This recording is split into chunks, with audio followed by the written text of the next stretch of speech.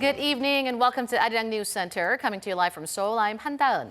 And I'm Noah Adam. Thank you for joining us this evening. Now, let's begin. At the nation's top office, President Moon Jae-in has replaced 3 of his vice-ministerial officials in what is viewed as a push to gain administrative momentum in running state affairs, entering his 3rd year in office.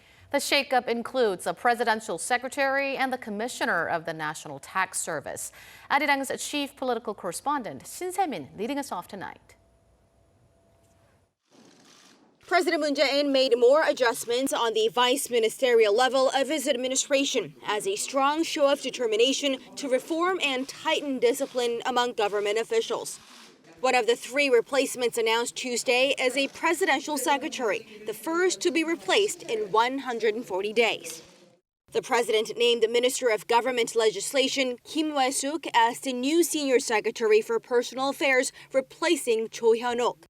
Kim practiced labor and human rights law at an office established by the current president and late former president Roh Moo-hyun.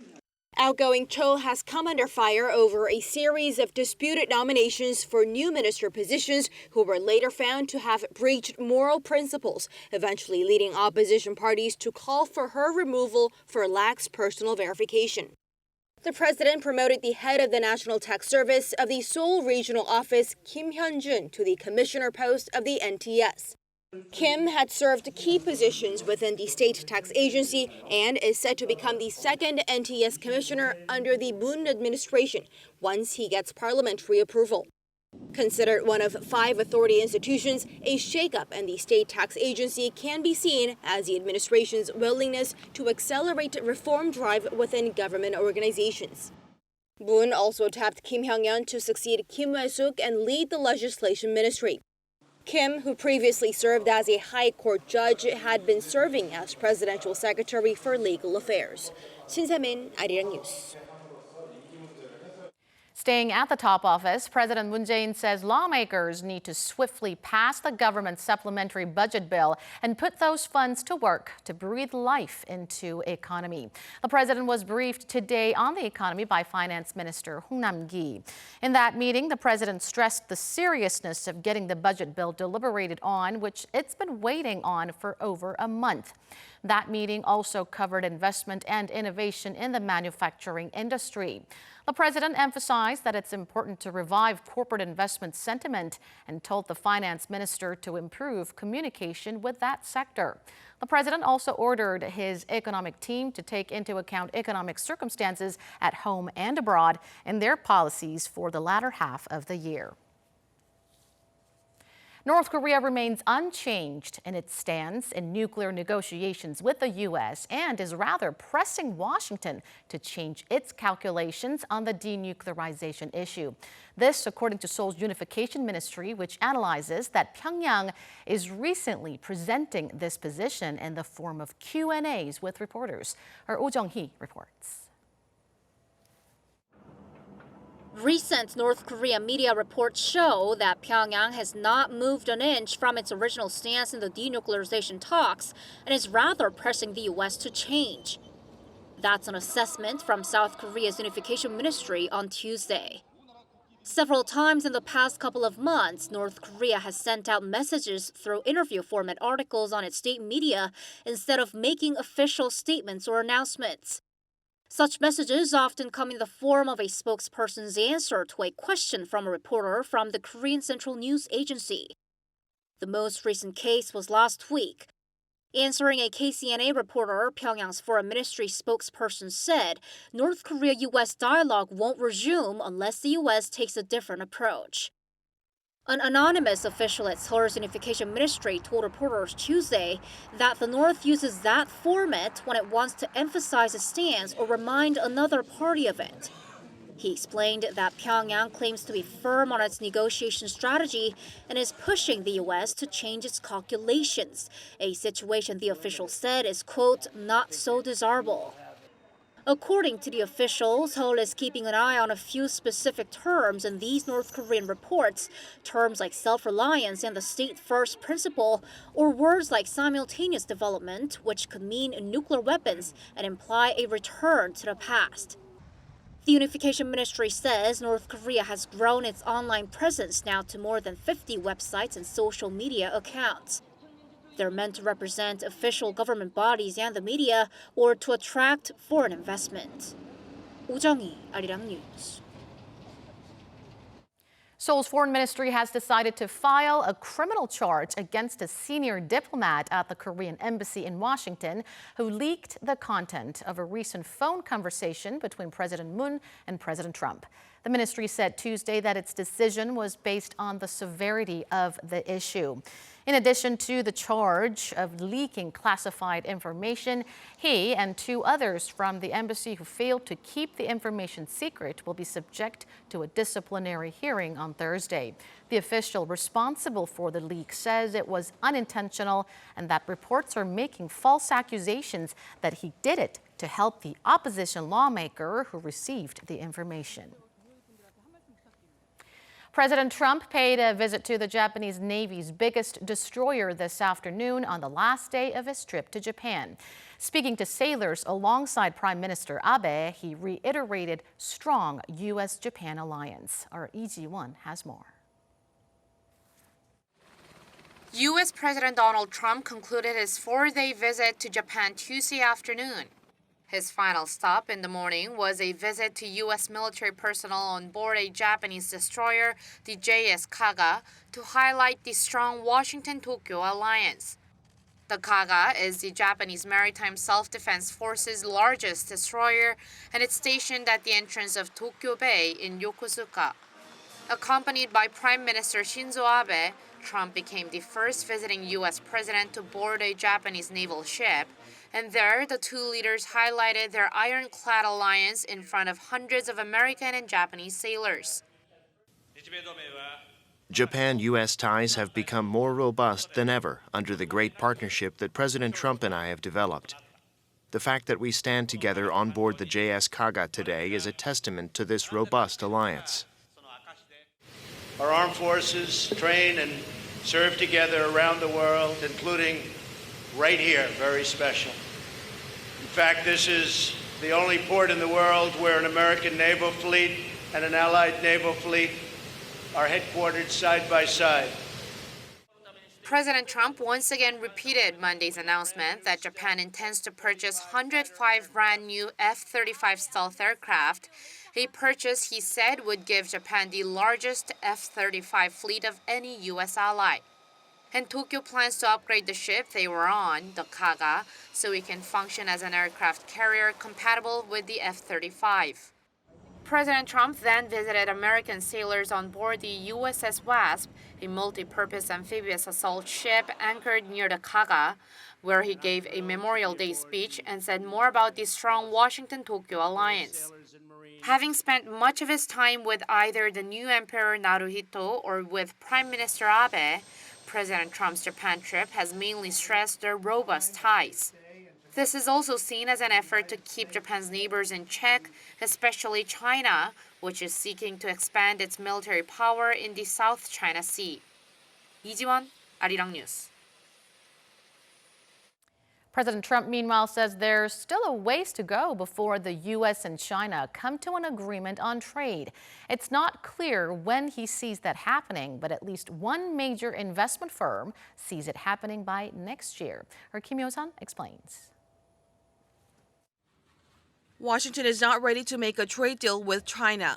That's what President Donald Trump said at his joint press conference with Japanese Prime Minister Shinzo Abe in Tokyo on Monday. As far as China is concerned, they want to make a deal. I think they probably wish they made the deal that they had on the table before they tried to renegotiate it. They would like to make a deal. We're not ready to make a deal.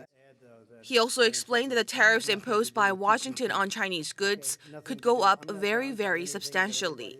However, President Trump also expressed optimism that the world's 2 largest economies would eventually strike a deal.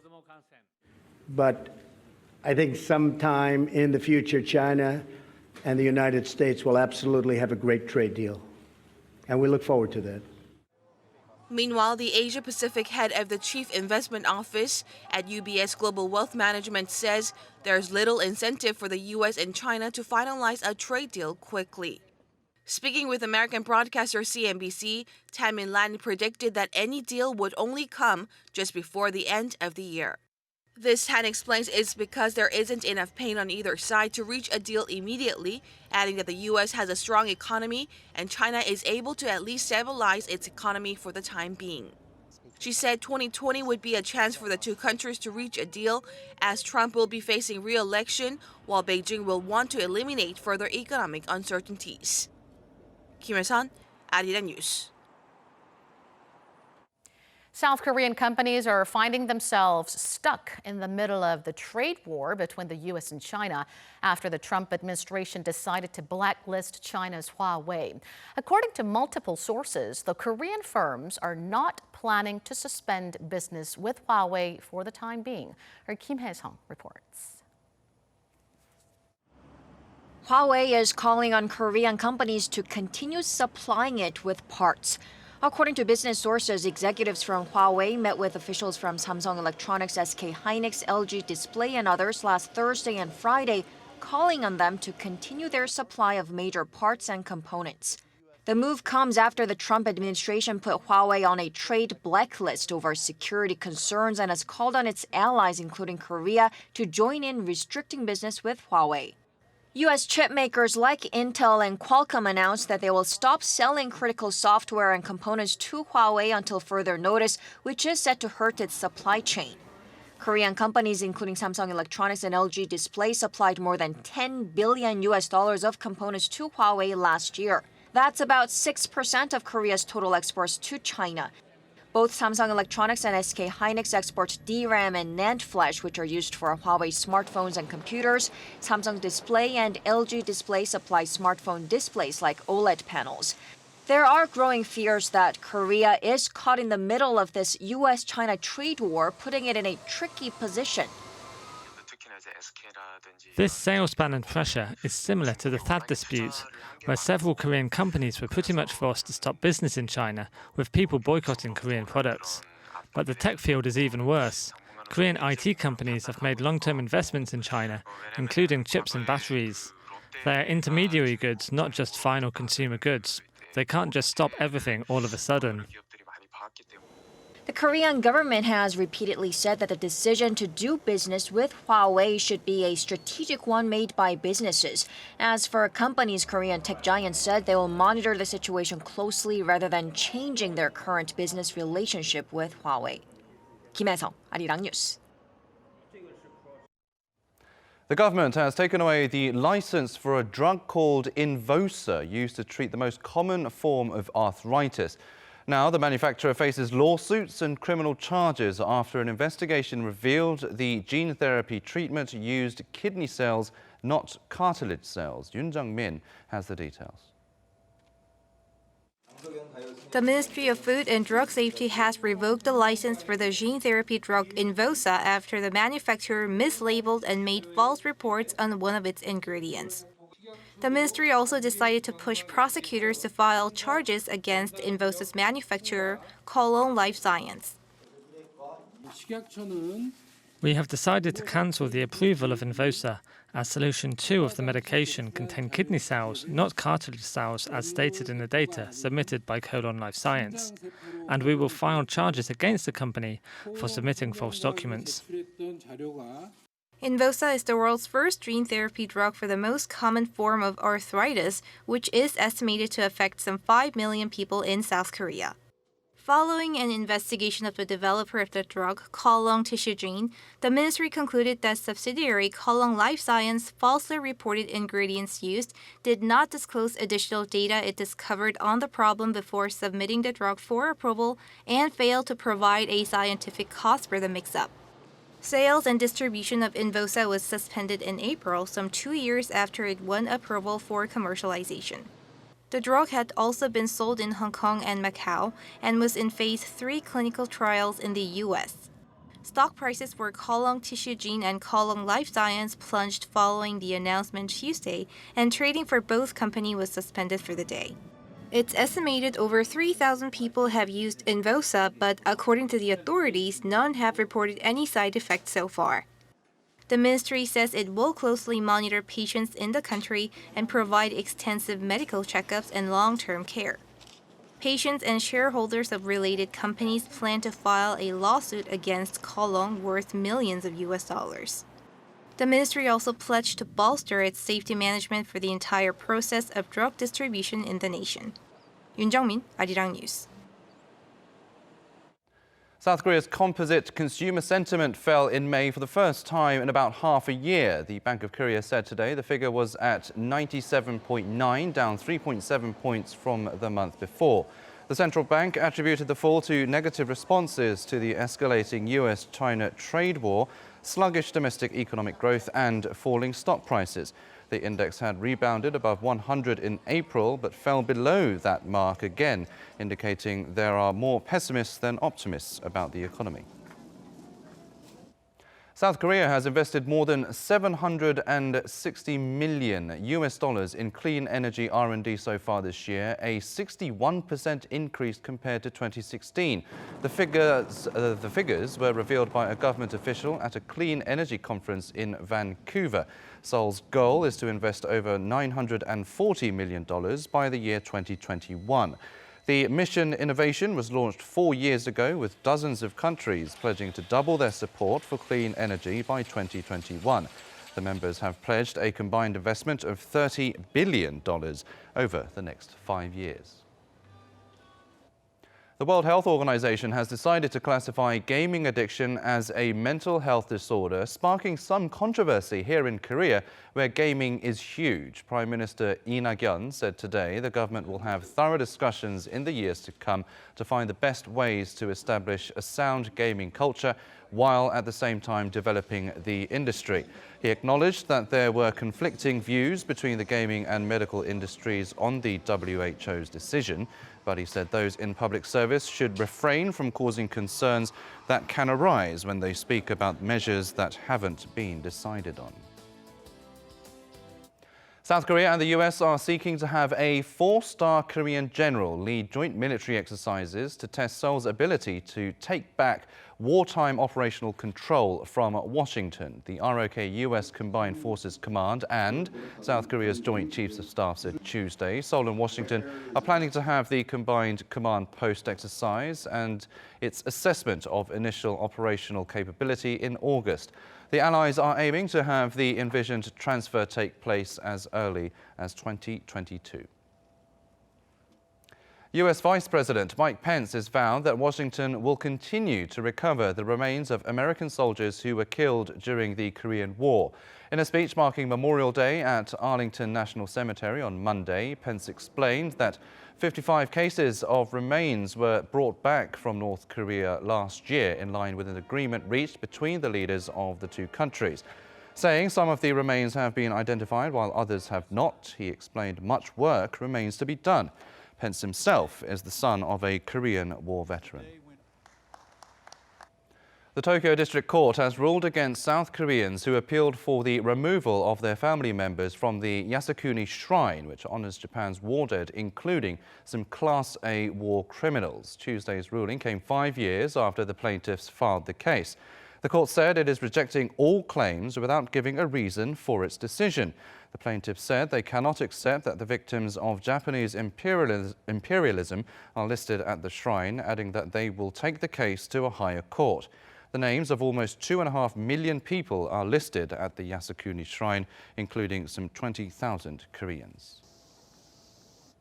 Italian-American automaker Fiat Chrysler has proposed merging with French manufacturer Renault. This 50-50 merger comes amid both companies' falling sales in the world's biggest markets, such as China and the US. Our Ko Ryun-hee reports.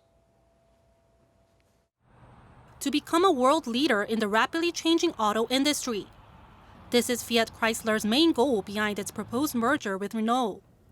According to the Italian-American carmaker's announcement on Monday, the potential merger would see a 50-50 split between Fiat and Renault's shareholders. As for why now, Fiat says there are many new opportunities in connected, electronic, and autonomous cars. Monday's announcement also included specifics in potential vehicle sales. The new business is expected to sell approximately 8.7 million vehicles annually, and save both companies a combined $5.6 billion US. And no plant closures are expected. Data from market tracker Focus to Move released this month shows the Renault-Nissan alliance is third among the world's best-selling auto manufacturers. Volkswagen grabbed the top spot, with Toyota coming at second. The Fiat-Renault combination, together with its Nissan and Mitsubishi partners, expected to sell more than 15 million vehicles annually. And the change would create the largest OEM alliance in the world. The auto industry has several problems: the emissions tax, cost control, and also an overcapacity, I find. Should Fiat and Renault merge, there would be a strong base with Chrysler in the United States, in Europe with Fiat, and Renault in Asia with Nissan. Renault said its board of directors has already examined the proposal and will review potential options. Sources say the automaker is likely to make a decision next week. Analysts warn that hurdles remain, such as the French state's role as the largest shareholder of Renault, meaning possible opposition from politicians. 고르니, Arirang News. The South Korean film Parasite, which last weekend won the top prize at the Cannes Film Festival, was shown for the first time in Korea at a press screening this afternoon. And in a press conference afterwards, director Bong Joon-ho and the main actors shared their thoughts on the film and their excitement about meeting local movie fans. The screening and press event took place ahead of its general release in Korea this Thursday. Parasite is a black comedy about a young man from a poor family who becomes a tutor to the daughter of a rich family. Expectations are high among local movie fans, with pre-sales in Korea reaching around 260,000 tickets as of today. South Korean police have handed over 2 foreign nationals to prosecutors for violations of drug laws. It comes after police confiscated 3.6 kilograms of methamphetamines late last month that had been manufactured at a hotel in downtown Seoul. A Chinese national is suspected of having manufactured the drugs, while a Taiwanese national is alleged to have provided money and equipment. Police say the pair admitted to the charges of drug violations, but claim that they don't know each other. They're looking for a third suspect who is believed to have acted as a middleman. Climbing Mount Everest has always been considered a challenging task, and not all those who set to conquer the world's highest peak were able to make their way down. So why the recent spike in deaths on Mount Everest? Our Oh Soo-young has the story. An Indian mountaineer was forced to turn back just before reaching the summit of Mount Everest, not due to the weather or difficulty of the climb, but due to the massive queues of climbers on the mountain. But by turning back, he might have just saved his life. It's been a carnage, and I should say it has become a death race there, because there was massive traffic jam, and people are pushing themselves who are not even capable of doing it. They do it, they try to summit, and they, instead of summiting, they kill themselves, and it's turned into a bad thing, and I think people should really look into it. At least 10 people have died this climbing season in attempts to reach the peak of Mount Everest. The spike of fatalities has been attributed to the overcrowding on the thin ridge to the peak, which stands 8,848 metres above sea level. The overcrowding and delays to and from the summit put climbers at fatal risk of acute mountain disease, which usually develops after 6 to 24 hours at altitudes above 3,000 metres. Symptoms include dizziness, headaches, nausea, or even just feeling unwell. If untreated or without rapid descent, this could lead to more severe conditions such as high-altitude cerebral edema and high-altitude pulmonary edema. Nepalese authorities permitted a record 381 climbers to scale the summit from their side this season. 130 climbers were also allowed to scale the mountain from Tibet. Climbers have said wait times around Hillary Step, where they must form a single line, were around 2 to 3 hours due to overcrowding. This means their total time spent above 8,000 metres was as long as 15 to 20 hours, well above the average time of 10 to 12 hours. Around 5,000 people have reached the summit of Everest so far. 300 people have died on the mountain since deaths were first recorded in 1922. Oh Soo-young, Arirang News. Car insurance premiums in Korea will be higher from early next month following a Supreme Court ruling that raised the working life expectancy from 60 to 65. Major insurance firms will raise rates between 1 and 1.6%, and they are set to increase even further before the end of the year. Samsung is said to likely release its new Galaxy Fold in July rather than next month, as previously forecast. That's according to industry insiders who say the company is still working on fixing the device's screen malfunctions, which prompted the first postponement of the new model's release in April. Samsung says it will announce a release date in the coming weeks. South Korean travelers are now able to use local mobile payment services to buy goods overseas, starting with Japan. Users can pay for goods at Japanese stores that accept Kakao Pay or Naver Pay by simply scanning a QR code. This way, they'll avoid paying overseas transaction fees to credit card companies. The Finance Ministry is looking to expand the services to China and Southeast Asia. The Norwegian Embassy in Seoul will hold a photo exhibition at the War Memorial of Korea to mark 60 years of diplomatic relations between Seoul and Oslo. From today to June 30th, previously unreleased photos, documents and artifacts from the Norwegian Field Hospital in Korea, or NOMASH, will be on display for free on the third floor of the museum. During the Korean War, the Norwegian Mobile Army Surgical Hospital was established to treat injured soldiers and civilians. That has been your 3-minute news flash.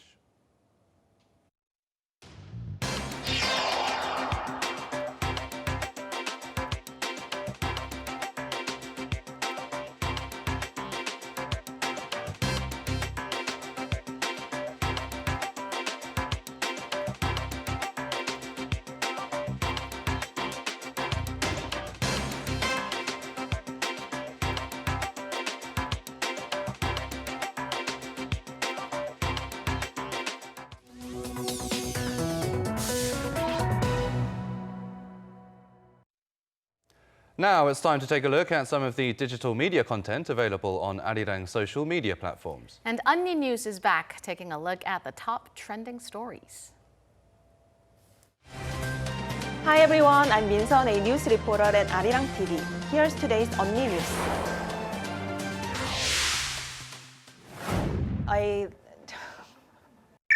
Do you know the children's song, Why Are You At My Home?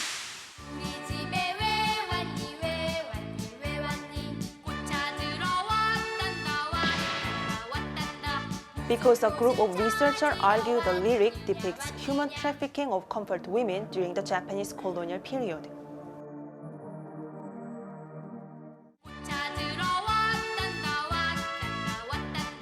They also asked the ministry to revise the school textbook that incorrectly introduced 27 games as Korean traditional games.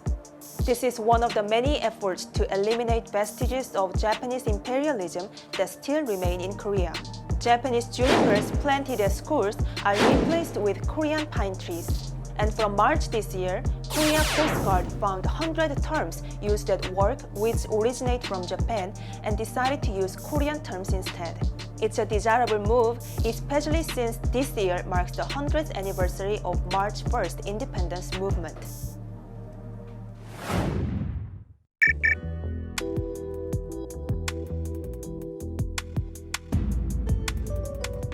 Korean national parks have installed 14 eco-corridors. A recent investigation found the use of eco-corridors has increased 2.5 times over the past 5 years. Unmanned camera captured Asiatic black bear and a wild boar family passing through the corridors. Animals that used the corridors the most were water deer and wild boar, and 8 other endangered species were also observed. With more wild animals using these safer ways, National Park promised to install more eco-corridors and come up with better ways to prevent roadkill. That's it from This Sunny today. Make sure to like this video and subscribe our channel. Bye!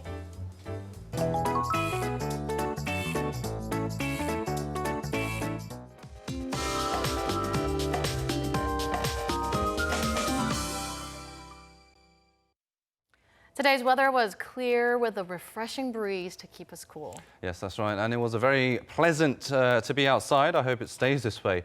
But I heard it's expected to get hotter as of tomorrow. Let's get more from our Michelle Park at the Weather Center. Michelle, what's the latest? Good evening, guys. Now, it truly was a lovely day with a fresh spring breeze keeping us cool. Now, the air quality was also fairly good, but due to the strong sunlight, UV index levels are within the high and very high levels, which means you should be aware of the risk of overexposure to the skin by the sun. Now, try and stay in the shade if you are outside during the peak hours of the day, and make sure to apply sunblock thoroughly. And Wednesday will also be sunny, so don't put away the sunblock just yet. And Beijing can continue to expect hot weather, while Tokyo can look forward to some cool afternoon with showers. And Korea wakes up to a mild morning tomorrow with mercury measured between the low to high teens. And Seoul will begin at 14 degrees Celsius, while Jeju will hit the highest to 18 degrees. And today is going to get hot and hotter than today by 1 to 5 degrees Celsius. Now Seoul climbing up to 26 degrees, and Daegu at 28 rather, and Gyeongju topping out to 29 degrees. Nice cool mornings with bearable readings are expected up until this weekend, and scorching hot weather will arrive by next Monday. I'll leave you with the weather conditions around the world.